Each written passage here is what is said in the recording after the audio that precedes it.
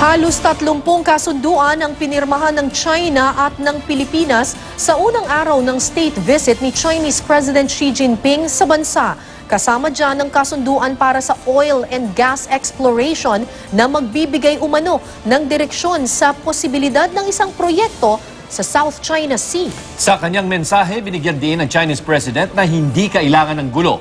Hindi rin daw magbabago ang relasyon ng China at ng Pilipinas. At live mula sa Malacañang, may report si Joseph Morong. Joseph. Sinukara magkaibigan na may magkakabit na kinabukasan. Yan ang pagsasalarawan nito si Chinese President Xi Jinping sa Pilipinas at sa China sa kanyang pagbisita dito sa Pilipinas para sa isang state visit. Nangako rin ng China na makikipagtulungan ito sa ASEAN para magkaroon ng isang code of conduct sa loob ng 3 taon.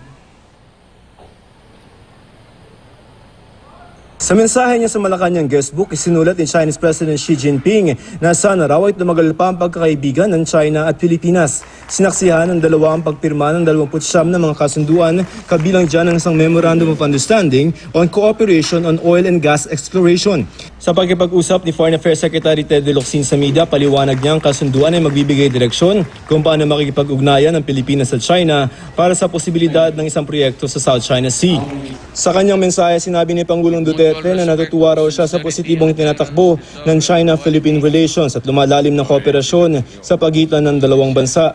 Pinag-usapan raw nila ang iba't ibang infrastructure projects, kooperasyon ng reconstruction ng Marawi, partisipasyon ng Pilipinas sa Belt and Road Initiative at parehong interes sa maritime security at paglaban sa iligal na droga. Sa kanyang mensahe naman sa joint statement, sinabi ni Xi na hindi kailangan ng gulo. Lahat naman daw ay pwedeng lumago nang hindi nakakaapekto sa iba. Win-win partners daw ang Pilipinas at China, bagaman maaring magbago raw ang takbo ng panahon sa international scene, ipinapangako ng China na hindi magbabago ang relasyon nito sa Pilipinas. I am pleased with the current positive momentum of the Philippines-China relations. There is a deepening trust and confidence. Our governments and have greatly increased dialogue and interaction on many levels. The international situation may change. Both sides will remain committed to this relationship and work hard to make it even stronger. All creatures may grow together without harming each other. All roads may run parallel without interfering with one another. Both sides agree that there is no one-size-fits-all development model and that every country has the right to choose its own path.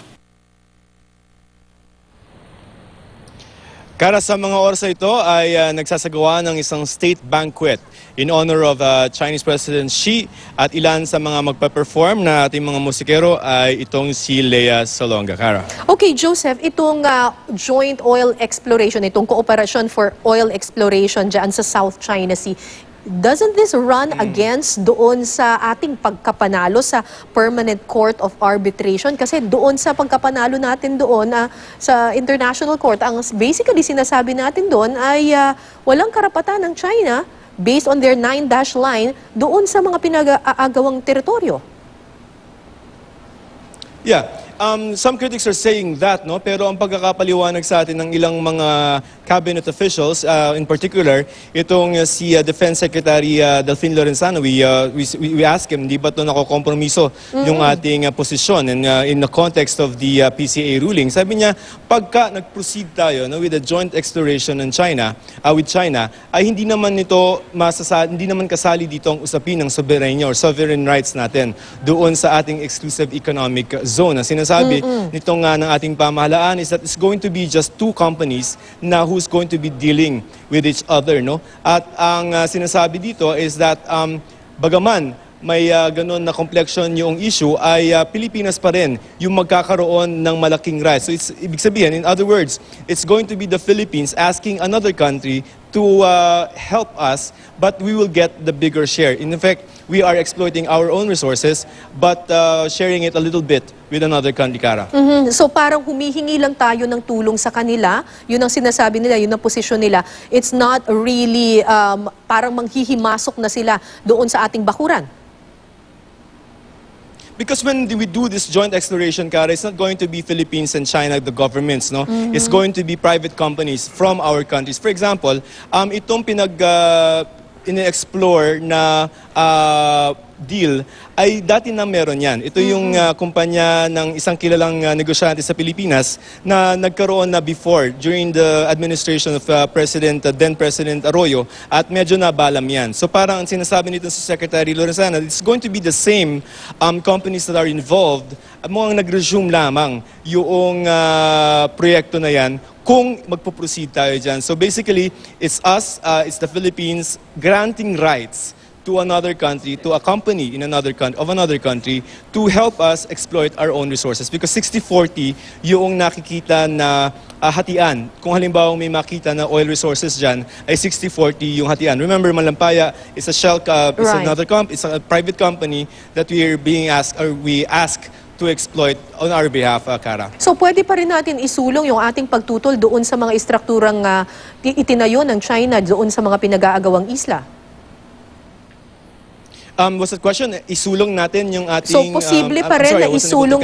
So posible pa rin na isulong natin yung ating pagtutol dito sa mga itinatayong istruktura ng China sa mga pinag-aagawang isla?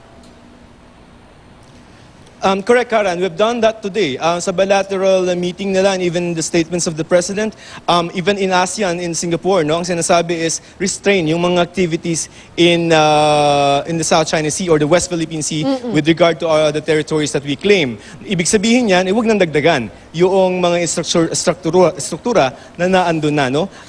So ang sinasabi ng pamahalaan is that even with this joint exploration deal ay wala namang isinusuko na teritoryo or karapatan sa mga natural resources sa West Philippine Sea ang pamahalaan, because the arbitral ruling will still be there and that is that's going to stay forever, and maybe we're not going to use it now, but maybe in the future as per President Duterte, Kara. May ilang mga nagsasabi na baka daw bayad utang itong kasunduan nito with oil exploration doon sa mga pautang ng China sa atin para sa iba't ibang infrastructure projects ng gobyerno.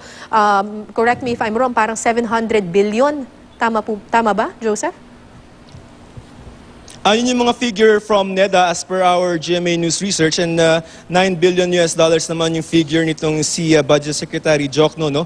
Ngayon, ang pinaalala ng ilan ay parang tit for tat to, na parang bibigyan namin kayo ng pera but allow us to exploit or explore at the meantime yung mga natural resources niya. Wala pa tayo dyan. Yung fear na yan is based on the experience of some other countries. Yung Sri Lanka, for example, na sinasabi, ito yung tinatawag, Kara, na debt trap diplomacy.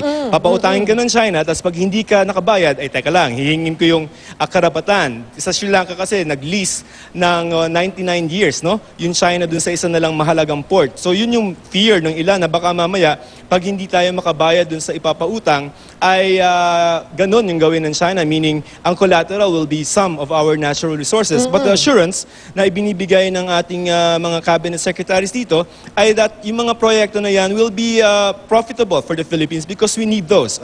Ano itong mga to? Yung mga proyekto sa tubig, halimbawa, proyekto sa railway na mga kailangan natin. Ibig sabihin, this will turn a profit for us and we can pay the loans according to the government. Pag-ara. Okay, maraming salamat sa iyo, Joseph Morong.